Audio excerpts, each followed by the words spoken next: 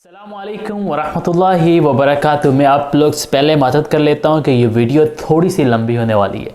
उसकी वजह ये है कि मैंने इस वीडियो में आपको पूरा प्रोसीजर समझाना है कि आप अपना स्टूडेंट वीज़ा आप खुद कैसे अप्लाई कर सकते हो।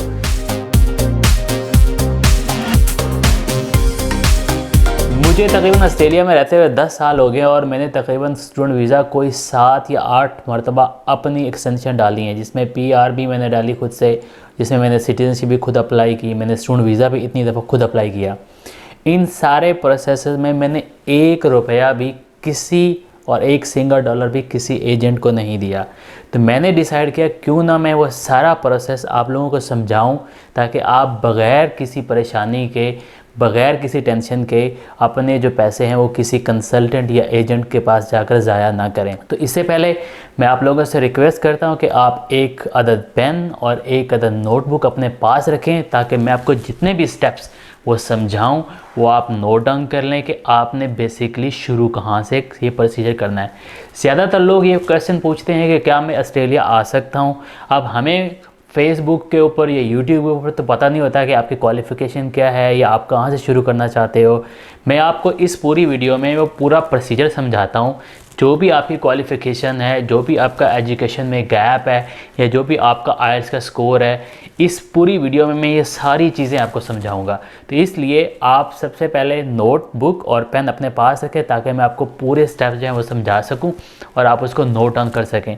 तो मैं आपको गारंटी से कह सकता हूँ, 100% गारंटी, अगर आप मेरी इन सारी इंस्ट्रक्शंस को अच्छे तरीके से समझेंगे और फिर इन पर अमल करेंगे, तो आपको ना किसी एजेंट के पास जाने की ज़रूरत होगी और ना ही किसी कंसल्टेंट के पास जाने की ज़रूरत होगी और ना ही किसी को एक्स्ट्रा पैसे देने की ज़रूरत पड़ेगी। तो आप बहुत सारे, तकरीबन लाखों रुपए आप अपने बचा सकते हैं। आप सिंपल स्टेप्स हैं, कोई मुश्किल चीज़ नहीं, कोई इसमें जो है कॉम्प्लिकेटेड इशू नहीं है। एजेंट सिर्फ आपको ऐसे उल्टी पुल्टी कहानियाँ सुनाते हैं जिसकी वजह से आप लोग कंफ्यूज हो जाते हो और उस कन्फ्यूज़न का वो फ़ायदा उठाते हैं। मैं आपको इसकी मिसाल ऐसे देता हूँ, जैसे हमारे मुल्क में बाबे फ़कीर तवीज़ वगैरह देने के लिए औरतों और मर्दों को कंफ्यूज कर देते हैं, परेशान कर देते हैं और उसी परेशानी का फ़ायदा उठाते हैं। एग्जैक्टली इसी तरह ये एजेंट और कंसल्टेंट भी यही काम करते हैं। आपको वीज़ा, इमिग्रेशन और यूनिवर्सिटी और कंसल्टेंसी और एसओपी और मैंने ये लिखना है, जीटी लिखना है, इसका सब कुछ लिखना है, ये सारी चीज़ों में आपको कंफ्यूज करके फिर आपसे पैसे लेते हैं। तो मैं आपको सिंपल स्टेप्स बता रहा हूँ, बहुत ईजी प्रोसेस है।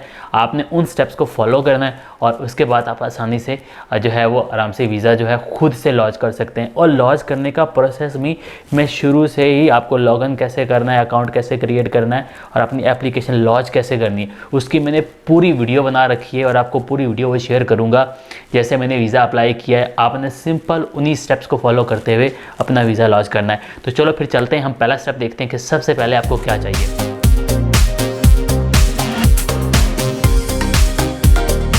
ओके गाइस, पहला स्टेप इंतहाई सिंपल है। मतलब सिंपल कैसे है कि सबसे पहले आपको पढ़ा लिखा होना है। पढ़ा लिखा कैसे होना है? आपकी मैट्रिक की कोई एजुकेशन फिनिश हुई है, या आप इंटरमीडिएट फिनिश कर चुके हो, या आप एफएससी या ग्रेजुएशन कर चुके हो या मास्टर कर सकते हैं, ये मैटर नहीं करता। ठीक है, आपके जितने भी ग्रेड्स आएँ ये भी मैटर नहीं करते। अगर आप कंप्लीट कर चुके हो वो मैटर करता है। आपने जो भी कोर्स, जो भी एजुकेशन, जो भी क्वालिफिकेशन आपकी है, और अगर आप कंप्लीट कर चुके हो तो उससे आगे स्टार्ट क्या आपने करना है। सबसे पहला स्टेप जो होता है वो कंप्लीशन ऑफ एजुकेशन, जो भी है आपने उसको मुकम्मल करना है। अगर आप एफए कर रहे हैं, एफए करें, एफएससी पढ़ रहे हैं, एफएससी करें, बीएससी कर रहे हैं, बीएससी करें, बीबीए कर रहे हैं, व्हाटएवर जो भी आप पढ़ रहे हैं, तो सबसे पहले आपने अपने कोर्स को कंप्लीट करना है, ताकि उसका ट्रांसक्रिप्ट हमारे पास होना बहुत ज़रूरी है। तो अगर आपके पास आप कंप्लीट कर चुके हैं, आप उसका रिज़ल्ट का लें, ट्रांसक्रिप्ट लें और उसकी अटेस्ट करवाएं। अटेस्ट करवाने का तो पता ही होगा ना, वेरिफिकेशन करवाएं और उसकी एक पीडीएफ की फ़ाइल बनाकर साइड पर रख लें। तो आपकी एप्लीकेशन का 10% काम फिनिश हो गया।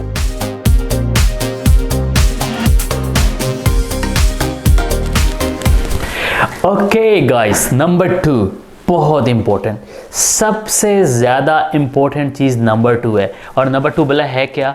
आपका आइल्स, IELTS, international English testing system. ये चीज़ सबसे ज़्यादा ज़रूरी है। और आपकी तवज्जो बाहर किसी भी कंट्री में आपने जाना है, कनाडा हो, ऑस्ट्रेलिया हो या अमेरिका, सबसे बुनियादी चीज़ क्वालिफ़िकेशन आपकी मैटर नहीं करेगी, आपने कितने मार्क्स लिए ये मैटर नहीं करेंगे। मैटर क्या करेंगे, आपका आइल्स का रिज़ल्ट। तो आपकी जितनी मेहनत अपने आइल्स के ऊपर होगी वो सबसे ज़्यादा आपकी एप्लीकेशन को स्ट्रॉन्ग करेगा। और उसका बेनिफिट सिर्फ आपकी एप्लीकेशन को ही नहीं होगा, जब आप उस कंट्री में ट्रैवल करके जाएंगे एज ए इमिग्रेंट तो वहाँ पे जॉब ढूंढने में भी आपको सबसे ज़्यादा जो फ़ायदा चीज़ पहुंचाएगी वो आपका इंग्लिश का लेवल होगा। अगर आपका आइल्स अच्छा है, आपकी English speaking, listening, writing, reading power अच्छी है, तो ये आपको बहुत ज़्यादा बेनिफिट करेगी। मैं स्ट्रेस इसलिए डाल रहा हूँ कि ये बहुत ज़्यादा ज़रूरी है। आपकी सारी की सारी मेहनत, अगर आपको 4 महीने लगते हैं इसकी तैयारी करने में, 3 महीने लगते हैं, 2 महीने लगते हैं, 7 महीने लगते हैं, इवन के एक पूरा साल भी लगता है, तो सबसे ज़्यादा आप अपनी एनर्जी इसके ऊपर लगाएं और अपने आइल्स का स्कोर मैक्सिमम लेवल तक लेकर आएँ। मैक्सिमम लेवल कितना होना चाहिए, अब ये डिपेंड करता है आपकी कैपेसिटी पे और आपके कोर्स पे, क्योंकि इसी पे डिसाइड होना है। जितना आपका बैंड आएगा उस पर डिसाइड होगा कि कौन सी यूनिवर्सिटी आपको दाखिला देगी और कौन सा कॉलेज आपको इनरोल करेगा। और इसी पे डिसाइड होगा कि आपको जो फ़ीस पे करनी यूनिवर्सिटी में वो स्कॉलरशिप आप अवेल कर सकते हैं या नहीं कर सकते हैं, अब उस पर आपको कितना फ़ायदा हो सकता है। उसी पे डिसाइड ये होगा कि आप जो कोर्सेज़ गवर्नमेंट ने यहाँ पर रिकमेंड किए हुए हैं आप क्या उनमें इनरोल हो सकते हैं या नहीं हो सकते हैं। तो अगर आपका अच्छा स्कोर होगा, 7+ होगा, 7 ईच होगा, 6+ होगा, तो आप कॉलेजेस और कॉलेजेस की बजाय यूनिवर्सिटीज़ में इनरोल करवा सकते हैं। और अगर आपका स्कोर जो है वो नील होगा, मतलब 5.5 5 होगा, तो फिर आपको छोटे मोटे कॉलेजेस में इनरोल करवाना पड़ेगा। तो ये डिपेंड करता है आप यहाँ आकर सिर्फ काम करना चाहते हैं या पढ़ना चाहते हैं, ये आप पे डिपेंड करता है। और उसी हिसाब से आप कॉलेज भी सेलेक्ट करेंगे और उसी हिसाब से आप अपने जो रिज़ल्ट जो आइल्स है उसकी भी तैयारी करेंगे। तो ये बहुत ज़रूरी है। अब होता क्या है कि अगर खुदा नखास्ता आपकी इंग्लिश वहाँ रहते हुए इम्प्रूव नहीं हो पा रही, तो उसका गोरों ने एक सिस्टम लगाया हुआ, उसको कहते हैं एलिकोस।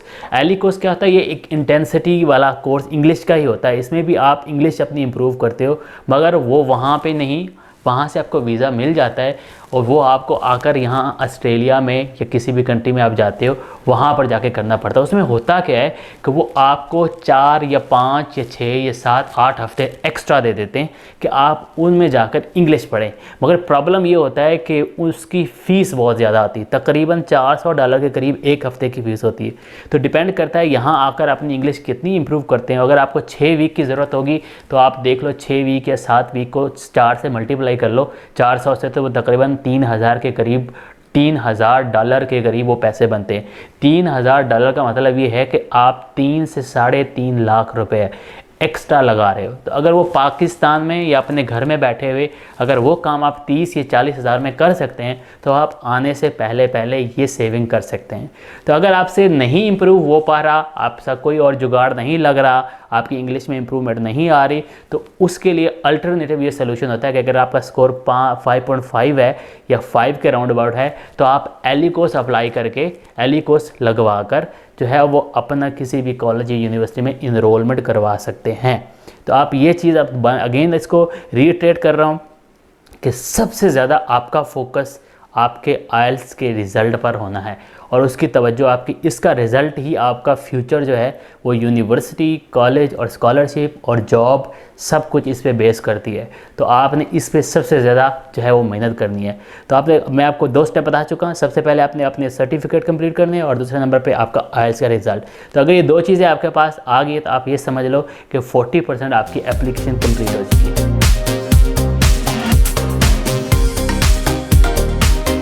ओके गाइस, अब आ गई नंबर 3 पर बात। नंबर 3 में मैंने कुछ यूनिवर्सिटी सेलेक्ट की हैं। आपको लिंक जो है वो मैं यहाँ पे शेयर कर देता हूँ, आप इस लिंक के ऊपर जाके क्लिक करें तो जितनी भी मेलबर्न, सिडनी और बड़े बड़े शहरों में जो चीप से चीप यूनिवर्सिटी और महंगी से महंगी यूनिवर्सिटी, वो सारी की लिस्ट है। तो आपके माइंड में अक्सर ये क्वेश्चन, जब आप किसी भी कंसल्टेंट के पास जाते हैं तो आपको समझ नहीं आ रही होती कि मैं कौन सी यूनिवर्सिटी में जाऊं, नाम आप फेमिलियर नहीं होते हो। बहुत सारे लोग उन नामों से वाकिफ़ नहीं होते कि ये कॉलेज यहाँ पे एग्जिस्ट करता भी है, ये कॉलेज एग्जिस्ट नहीं करता, यूनिवर्सिटी एग्जिस्ट करती भी है, नहीं करती। तो मैंने उसके लिए आप लोगों को एक जो है वो लिंक प्रोवाइड कर रहा हूँ। तो आप उस लिंक पर जाएं और क्लिक करें और उसमें पूरी लिस्ट यूनिवर्सिटीज़ की जो है वो खुल जाएगी, और वहाँ से उनकी फ़ीस भी पता आपको नज़र आ रहा है कि एवरेज फ़ीस कोर्स की कितनी होती है। अगर आप बिज़नेस का कोर्स उठाना चाहते हैं, अगर आप मैनेजमेंट में जाना चाहते हैं, मेडिकल में जाना चाहते हैं, या आप एग्रीकल्चर में जाना चाहते हैं, या आप हेल्थ में जाना चाहते हैं, वटेवर जो भी आप डिसाइड करते हैं, तो एवरेज के हिसाब से यूनिवर्सिटी का जो रैंकिंग की हुई है फ़ीस के लिहाज से, अगर आप सस्ती यूनिवर्सिटी में जाना चाहते हैं तो आप सस्ती में जा सकते हैं, और अगर आप महंगी में जाना चाहते हैं तो आप महंगी में इनरोल कर सकते हैं। मगर यहाँ पर मैं आपको एक इम्पोर्टेंट चीज़ बता दूँ, यहाँ पे एक G8 यूनिवर्सिटीज़ हैं, मतलब जो ऑस्ट्रेलिया की 8 टॉप यूनिवर्सिटीज़ हैं, उनकी फ़ीस में इतना बड़ा डिफरेंस नहीं है, थोड़ा सा होगा हज़ारों के हिसाब से, मतलब 1000 ये 2000 ये 4000। और आपकी हमेशा अगर आप पढ़ने के लिए आना चाहते हैं और ऑस्ट्रेलिया की बेहतरीन यूनिवर्सिटी में इनरोल होना चाहते हैं, तो मैं आपको रेकमेंड करूँगा कि वो जो G8 यूनिवर्सिटीज़ हैं आप उनमें से किसी यूनिवर्सिटी को सेलेक्ट करें, और उसको भी जो बेहतरीन हो, ताकि आपकी जो डिग्री हो उसकी वैल्यू भी बढ़े और आपको जो पढ़ने का इन्वायरमेंट मिलेगा वो भी कमाल का मिलेगा। और अगर आपकी वो प्रायोरिटी नहीं है, आप किसी भी इकोनॉमिक यूनिवर्सिटी में जाना चाहते हैं, तो उसकी लिस्ट नीचे सबकी दी हुई है, आप उसमें से आप उस यूनिवर्सिटी को सर्च करें, और सर्च करने के बाद जो है वहाँ पर जो कोर्स आप लेना चाहते हैं, मैनेजमेंट में जाना चाहते हैं। अब आप लोगों के माइंड में एक क्वेश्चन ये आ रहा होगा कि भाई हमें ये कौन बताएगा कि हमने कोर्स कौन सा लेना है, और इसके बाद हम जो है वो किस कोर्स में इनरोल हो सकते हैं या नहीं हो सकते। फॉर एग्ज़ाम्पल आपने FA किया हुआ है, आप मेडिकल के कोर्स में जा सकते हैं या नहीं जा सकते हैं, या आपने जो है वो कंप्यूटर साइंस किया हुआ है तो अब आप अकाउंटिंग पढ़ना चाहते हो तो आप पढ़ सकते हो कि नहीं पढ़ सकते हो।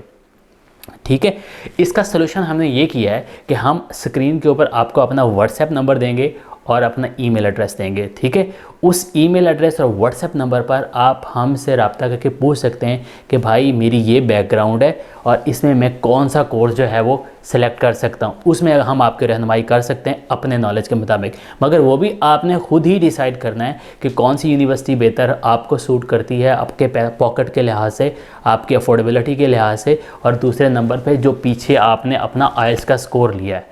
इन दोनों चीज़ों पर बेस करेगा कि आप कौन सी यूनिवर्सिटीज़ में इनरोल कर सकते हैं। उसके साथ साथ हमने कुछ कॉलेजेस जो हैं वो लिस्ट डाउन किए हैं। कॉलेजेस आप तब इनरोल करवाते हो जब आपके पास ज़्यादा पैसे नहीं होते, तो आप मतलब बहुत इकोनॉमिक एजुकेशन हासिल करना चाहते हैं। ठीक है, तो उसके लिए यहाँ पे कॉलेजेस हैं।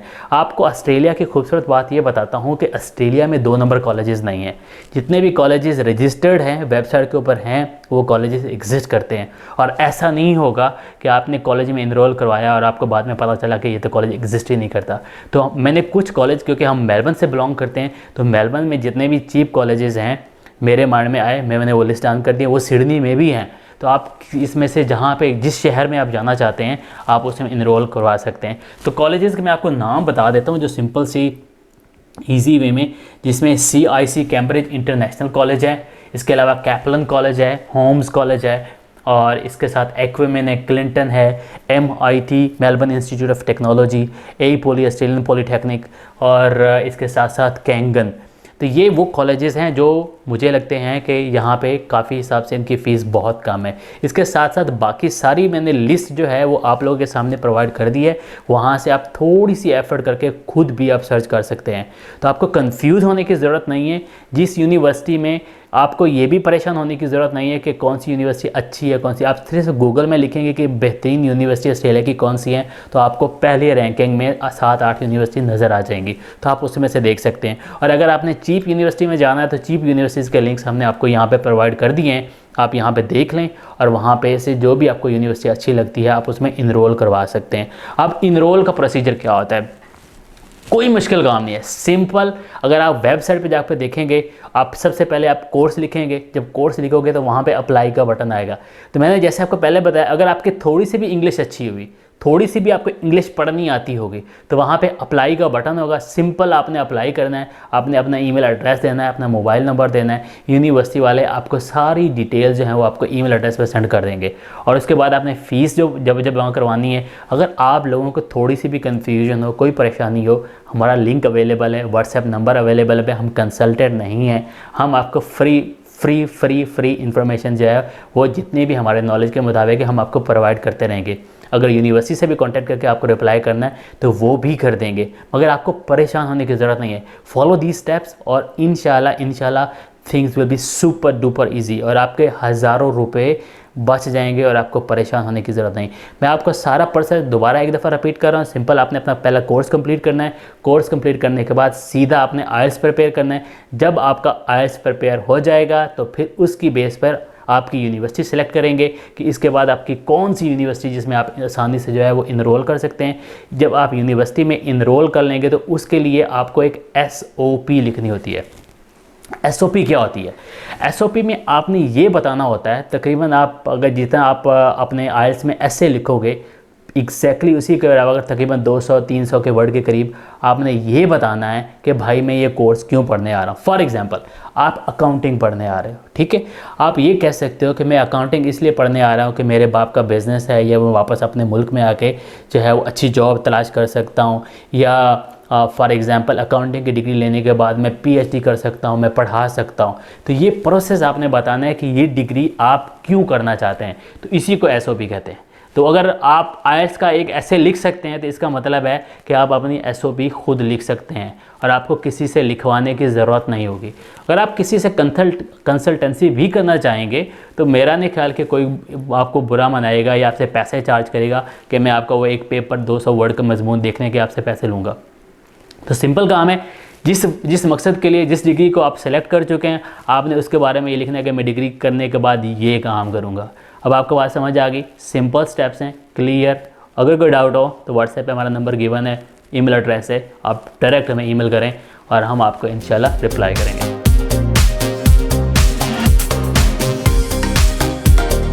ओके गाइस, यूनिवर्सिटी के बाद स्टेप नंबर 4 क्या काम करना है। यूनिवर्सिटी में जब आप अप्लाई करेंगे तो आपको सबसे पहले यूनिवर्सिटी आपसे भले क्या मांगेगी, आपके डॉक्यूमेंट्स जो आपने पहले मैंने आपको करा था कि आपने PDF फाइल में अटेस्टेड करवा के रख देने, उसके साथ आपका आइल्स का टेस्ट जो आप रिकॉर्ड जो आपको रिज़ल्ट आ चुका होगा, जितने भी आपके बैंड आए होंगे वो स्कोर कार्ड होगा, वो आपने अपनी PDF फाइल में अटैच करके रख लेना है। इसके साथ साथ आपने जो SOP लिखी है वो होगी। और चौथी चीज़ जो यूनिवर्सिटी को चाहिए होगी वो अपने आपकी बैंक स्टेटमेंट, आपके अब्बे की है या आपकी अपनी है, आप जिसकी भी लगा सकते हैं। खुद की है तो खुद की बनवा लेना, और अगर खुद की नहीं है तो अब्बे की बनवा लेना, अब्बे की नहीं है तो मामू चाचू की बनवा लेना। मजाक कर रहा हूँ, मामू चाचू की नहीं लगेगी, सिर्फ अब्बू की, अम्मी की, बहन की, आपके बड़े भाई की, आपके छोटे भाई की, वट जो भी बिज़नेस में इन्वॉल्व है, जो आपको स्पॉन्सर कर सकता है, उसमें से आप किसी की भी बैंक स्टेटमेंट लगा सकते हैं। ज़्यादा प्रेफरेंस किया जाता है माँ की या बाप के नाम की हो, क्योंकि वो आपके गार्डियन होते हैं, ठीक है। तो गार्डियन की स्टेटमेंट अगर लगाएंगे तो उसका फ़ायदा होगा। अब आप सोच रहे होंगे कि हमने स्टेटमेंट लगानी कितने पैसों की, हमें बैंक स्टेटमेंट कितने पैसों की चाहिए, ठीक है। आप ये देखें कि जो आपने कोर्स सेलेक्ट किया है, प्लस अगर सपोज करो आपने किया है बैचलर ऑफ अकाउंटिंग, तो बैचलर अकाउंटिंग की फॉर एग्जांपल फ़ीस है $30,000 2 साल की, ठीक है। तो आपके पास 30 लाख रुपया होना चाहिए। प्लस अगर आप 2 साल का कोर्स ले रहे हैं तो 10 साल पर एनम एक्सपेंसेस होते हैं। तो 2 साल 30,000 वो हो गया, 2 साल के एक्सपेंसेस 20,000 ये, तो $50,000 हो गया।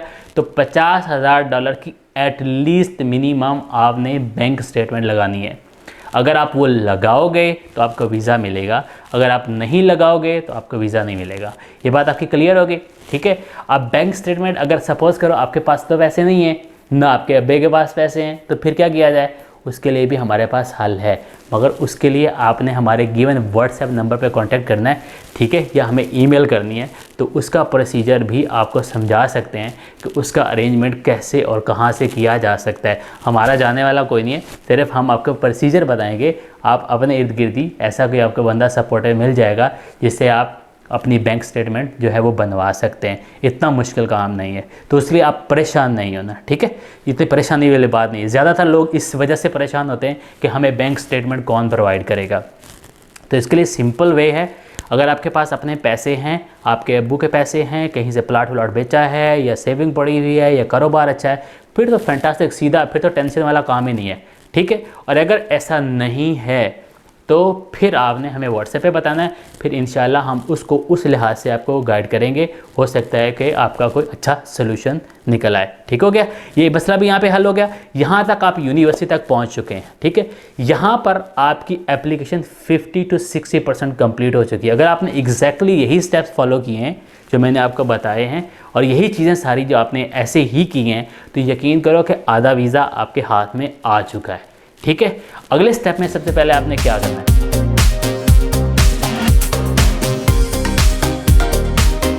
ओके गाइस, आपके माइंड में क्वेश्चन आएगा कि सपोज करो हम यूनिवर्सिटी की वेबसाइट के ऊपर जाके अप्लाई कर देते हैं और वो हमें ऑफर लेटर भेज देते हैं, उसके बाद हमने क्या करना है। तो मैं आपको सिंपल चीज़ बताता हूँ। हर यूनिवर्सिटी, जितनी भी यूनिवर्सिटीज़ हैं, अभी भी मैंने एक यूनिवर्सिटी में पढ़ने के लिए अप्लाई किया है, आप जाकर अपना एक अकाउंट क्रिएट करते हैं। ठीक है, तो आप अकाउंट क्रिएट करते हैं तो आप जो भी आपने कोर्स सेलेक्ट किया होता है तो वहाँ पे वो लिखा होता है कि ये कोर्स आपने सेलेक्ट कर लिया है। ठीक है, उसके रिगार्डिंग वो आपको ऑफ़र लेटर भेजते हैं। ऑफ़र लेटर आपको तब भेजेंगे जब आप अपने सारे डॉक्यूमेंट्स, मतलब जो आपकी डिग्रीज़ हैं, आपका आइल्स का रिज़ल्ट है और आपकी एसओपी है, ये तीनों चीज़ें आप अटैच कर दें और चौथी बैंक स्टेटमेंट आप लगा देंगे, तो वो फिर आपको ऑफ़र लेटर भेजेंगे। वो ऑफ़र लेटर आपने एक्सेप्ट करना है। तो वो आप ऑफ़र लेटर एक नहीं, जितनी भी यूनिवर्सिटी है सबसे मंगवा सकते हैं।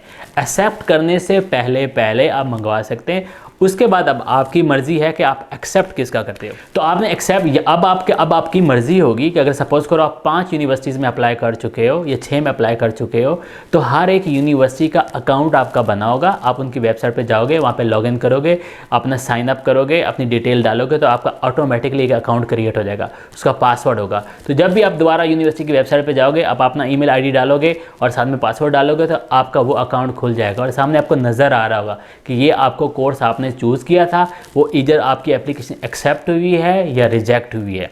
तो अगर यूनिवर्सिटी आपको पसंद आ गई, आपने उसका ऑफ़र जो है वो एक्सेप्ट कर ली, जब आप इनरोल कर चुके होंगे और आपने ऑफ़र एक्सेप्ट कर लिए, उसके बाद यूनिवर्सिटी आपसे सिंपल एक चीज़ मांगेगी कि भाई आप पहले सेमेस्टर की फ़ीस जमा करवा दें।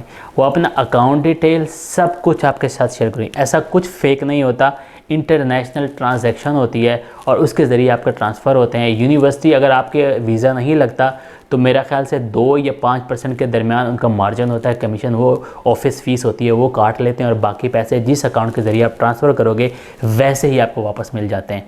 तो ऐसा उसमें डरने की, परेशान होने की बिल्कुल कोई ज़रूरत नहीं, इसमें कोई फ्रॉड वगैरह नहीं होता है। अगर आपको university genuinely offer letter send कर रही है, आप सिर्फ कंफर्म ये करना है कि ये ऑस्ट्रेलिया की यूनिवर्सिटी है, ये उसकी वेबसाइट है, जो मैंने आपको यहाँ पर लिंक प्रोवाइड किया है, इसमें जाके उस यूनिवर्सिटी को देख लेना है कि ये वही यूनिवर्सिटी है जो मैंने सेलेक्ट की है और उसी की ऑफ़र लेटर आई है, उसी का अकाउंट नंबर है। जब आप पैसे ट्रांसफ़र कर देंगे तो उसके बाद आपको यूनिवर्सिटी कंफर्मेशन ऑफ इनरोलमेंट एक लेटर सेंड करेगी। वो बहुत ज़रूरी है, उसके बगैर आपको वीज़ा नहीं मिलने वाला।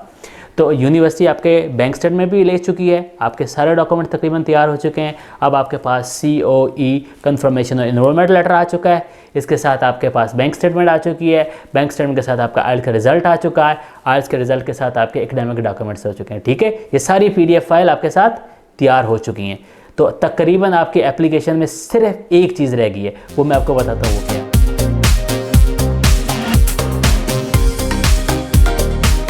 आपको करवानी है आपकी इंश्योरेंस, इसके बगैर आपको वीज़ा नहीं मिलने वाला। ओवरसीज़ हेल्थ इंश्योरेंस, ये कंपनीज़, वेरियस कंपनीज़ है, आप गूगल करेंगे सर्च के ऊपर, मैं आपको लिंक भी नीचे जो है IMAN है यहाँ पे, OHC overseas health insurance card care, मैं उसका लिंक भी आपको प्रोवाइड कर दूंगा, नीचे हमें सब्सक्रिप्शन में भी डाल दूंगा, यहाँ पे भी डाल देता हूँ ताकि आप देख सकें। इस पे जाके सिंपली आपने अप्लाई करना है, जो आपको COE मिला हुआ है वो आपने वहाँ पे डालना है और सारा कुछ इन्फॉर्मेशन वहाँ पर आपको गिवन, जैसे मैंने आपको यूनिवर्सिटी का बताया कि आपने वहाँ पे अप्लाई करना है। सिंपली आपने सिंपल स्टेप से ईजी वे, अगर आपने आइल्स अच्छा किया ना, बिलीव मी ना, इंतहाई सिंपल। इसी के लिए तो आप 4 लाख 5 लाख या 3 लाख रुपये फ़ीस भरते हैं, कोई काम नहीं होता, इंतहाई सिंपल काम होता है।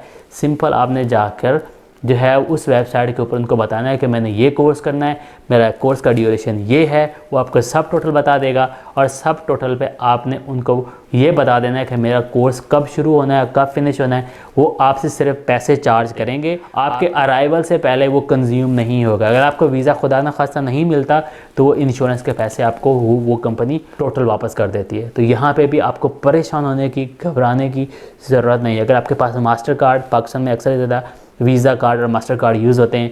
अगर आप MCB हैं, MCB में मेरे ख्याल मास्टर कार्ड है और बाकी बैंक से वीज़ा कार्ड भी देते हैं, तो इनमें से कोई भी आपके पास कार्ड डिटेल्स है वो आप यूटिलाइज़ करके कार्ड डिटेल्स उनका जो है वो आप उनसे अपने पैसे जो है वो उनको पे कर सकते हैं। बाद में अगर खुदा न खास्ता आपका वीज़ा नहीं लगता तो वो उसी कार्ड के ज़रिए आपका पैसे रिफ़ंड हो जाएंगे। तो इंश्योरेंस बहुत ज़रूरी है, इंश्योरेंस आपने करवा लेनी है। सिंपल मैंने लिंक्स बता दिए हैं, लिंक के ऊपर जाकर आपने सिंपल क्लिक करना है। वहाँ पे आपको बताना है कि मेरा कोर्स यहाँ से यहाँ तक है। अगर आप थोड़ा सा पढ़ोगे, थोड़ी सी एफर्ट करोगे तो आपको सारा समझ आएगा। और फिर वही बात, और अगर आपको समझ नहीं आ रही तो फिर आप हमारे वेबसाइट पे जो हमारा गिवन लिंक है व्हाट्सएप का, उसके ऊपर आप पूछ सकते हैं और आप हमें ईमेल कर सकते हैं। हम आपको, और इवन इस वीडियो के नीचे जाके कमेंट्स कर सकते हैं, तो हम आपको बता देंगे। परेशान होने की ज़रूरत नहीं है, ठीक है। अब आपकी वीज़ा एप्लीकेशन पूरी मच कंप्लीट होगी, ठीक है। लास्ट चीज़ रह गई है सिर्फ एक, वो है आपकी GTE।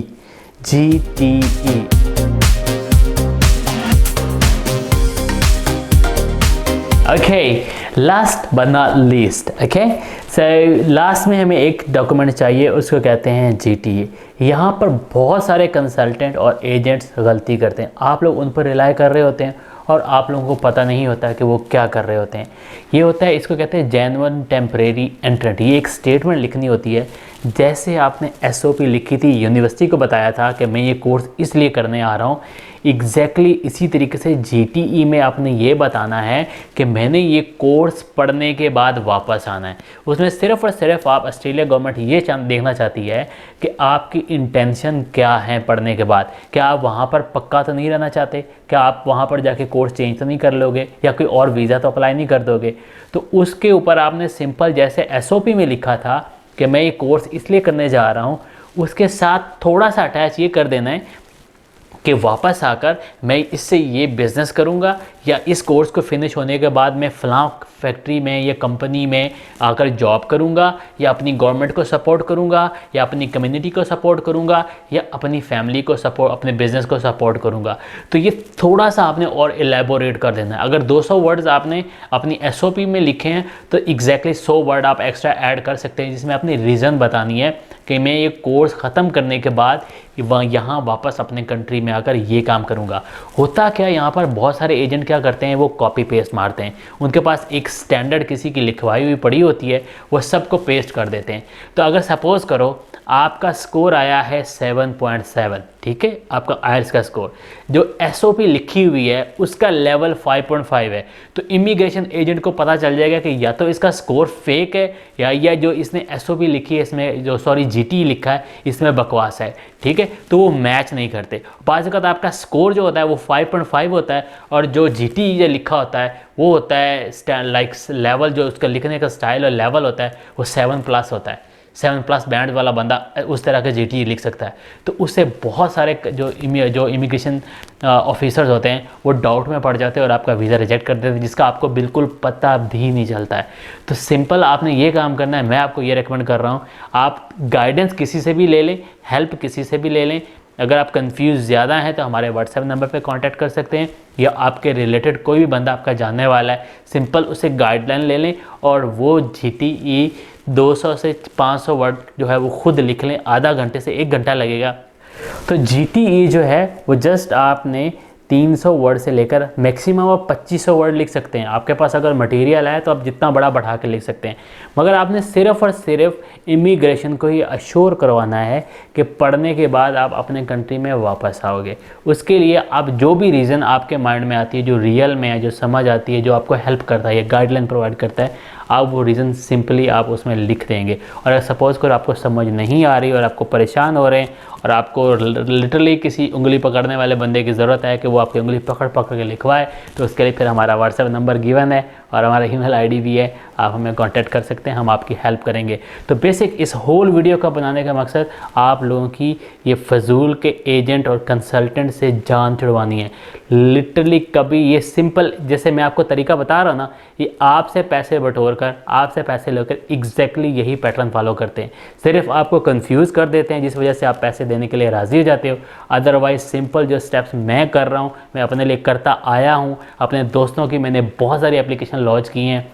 कुछ नहीं होता, सिंपली खुद ही करना होता है और कॉन्फिडेंस होता है कि ऐसा कुछ नहीं होने वाला। कन्फ्यूजन नहीं आपने डेवलप करनी, आप सिंपल ये स्टेप्स फॉलो करें। अब आपने को जो मैंने चीज़ें बताई हैं, मैंने लिस्ट डाउन यहाँ पर कर दी हैं, आप सारी चीज़ें जो है वो देख सकते हैं। सबसे पहले आपके एकेडमिक डॉक्यूमेंट्स हैं, वो आपने टेस्ट करवा लेने हैं और उसकी PDF फाइल ले लेनी है। उसके बाद आपका IELTS का रिज़ल्ट है, वो आपने टेस्ट करवा लेना है और उसकी PDF फाइल जो है वो ले लेनी है। और उसके बाद फिर आपकी यूनिवर्सिटी का जो है वो कंफर्मेशन ऑफ इनरोलमेंट लेटर है, COE, वो आपको मिल जाएगा, वो अपने PDF फाइल में, वो ऑलरेडी आपके पास होगा। और इसके साथ फिर आपके बैंक स्टेटमेंट है, बैंक स्टेटमेंट जिस भी बैंक की है वो आपने सिंपली उसको जो है वो आपने प्रिंट करवा के PDF फाइल में वो डाल देनी है। और उसके बाद आपने SOP पहले लिखी हुई थी और साथ में आपने GT अभी लिख लिया है। तो और आपके पास जो है फाइनल में है आपके जो इंश्योरेंस वो डॉक्यूमेंट्स, वो आपको लेटर आ जाएगा कि आपसे यहाँ तक यहाँ का इंश्योरेंस हो चुकी है। बिलीव मी नॉट, आपकी 100% एप्लीकेशन कंप्लीट है। आप मानो या ना मानो, 100% अगर आपने इन सारे स्टेप्स को हूबहू जैसे मैंने आपको बताया फॉलो कर लिया है तो वीज़ा आपके हाथ में है। सिंपल आपने लॉन्च करना है। लॉन्च के लिए मैंने अलहदा से वीडियो बनाई क्योंकि वो ज़्यादा थोड़ी सी और लंबी हो जानी थी, इसलिए मैंने उसके पूरा लॉन्चमेंट का प्रोसेस है, उस सारे प्रोसेस के आपने कैसे अकाउंट क्रिएट करना है, कैसे लॉन्च करना है, कैसे ये सारे डॉक्यूमेंट्स अटैच करने हैं, उसके लिए मैंने अलहदा से पूरी एक वीडियो बनाई है। आप उस वीडियो को जाकर देख लें। वैसे वैसे आप स्टेप्स फॉलो करते जाइएगा और आपकी वीज़ा एप्लीकेशन आराम से, बगैर किसी टेंशन, बगैर किसी के 1 रुपया दिए आपकी लॉन्च हो जाएगी।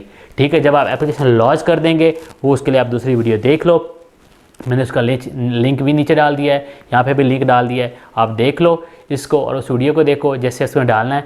फिर उसके बाद जैसे ही आपके एप्लीकेशन लॉन्च होगी, साथ में ही उसी वक्त जो है आपके अकाउंट से पैसे कट जाएंगे और साथ में आपको जो है वो हैप आईडी मिल जाएगा। जिस हैप आईडी को आप जो आपके सराउंडिंग में आपका मेडिकल ऑफिस होगा, जहाँ पे वो ऑस्ट्रेलियन वेबसाइट के ऊपर गिवन है, लाहौर में भी है, इस्लामाबाद में भी है, कराची में है, कौन सा आपके करीब पड़ता है, उस आप मेडिकल ऑफिस में उस हैप आईडी को उनका रेफरेंस देंगे तो वो आपकी बुक कर लेंगे और आपका मेडिकल हो जाएगा। अब मेडिकल जो हो जाएगा उसमें थोड़ी बहुत ही बातें पूछते हैं, उसके लिए मैंने अलग से वीडियो बना दी है, वो भी आप देख लें, उसका आप पता चलेगा मेडिकल में होता क्या है। तो आपको मेडिकल के क्या क्या करना चाहिए, कितने बजे जाना चाहिए, कैसे कैसे प्रिपेयर होना है और वहाँ से आपसे क्या पूछा जा सकता है। तो जब आपकी एप्लीकेशन लॉन्च हो जाएगी, आपको मेडिकल की रिक्वेस्ट आ जाएगी, हो सकता है आपको इंटरव्यू की कॉल आए और हो सकता है आपको इंटरव्यू की कॉल ना आए। अगर आपको इंटरव्यू की कॉल आती है तो उसके लिए मैंने अलग से वीडियो बना दी है, आपने अपने इंटरव्यू को कैसे प्रिपेयर करना है उस वीडियो को अच्छे तरीके से देख लें, आपको पूरा समझ आ जाएगा कि इंटरव्यू के दौरान आपसे क्या क्वेश्चन पूछे जा सकते हैं और आपने कैसे उनको एड्रेस करना है। सिंपल और ईजी वे, खुदारा अपने पैसों को बचाएँ, अपने आप को समझाएँ, थोड़ा सा एजुकेट करें। इसका फ़ायदा ये होगा कि आप फ्यूचर में भी इन 1000 बीमारियों से बच सकते हैं। तो सिंपल हमारे वीडियोस को फॉलो करते रहें। अगली आने वाली वीडियो जिसके साथ लीक्ड वीडियो है उन सारी वीडियोस को देखें, मैंने और भी वीडियोस बनाई हैं वो भी देखें, तो वो सारी आप लोगों को बहुत सारी इन्फॉर्मेशन प्रोवाइड करेंगी और इंशाल्लाह 100% गारंटीड वीज़ा आप लोगों के पास होगा। ठीक है, मगर उसकी शर्त ये है कि आपने ऐसे ही ये सारे स्टेप जो गिवन है वो आपने फॉलो करने हैं और इनको आपने ऐसे ही लिस्ट डाउन कर लेना है, सारी चीज़ें अपने साथ प्रिपेयर कर लेनी है और उसके बाद जाकर हमारी दूसरी वीडियो में जैसे एप्लीकेशन लॉन्च हुई है वो वाला प्रोसीजर फॉलो करना है। तो इंशाल्लाह जो है आप चंद दिनों के बाद ऑस्ट्रेलिया में होंगे। अस्सलाम वालेकुम वरहमतुल्लाहि वबरकातुहू।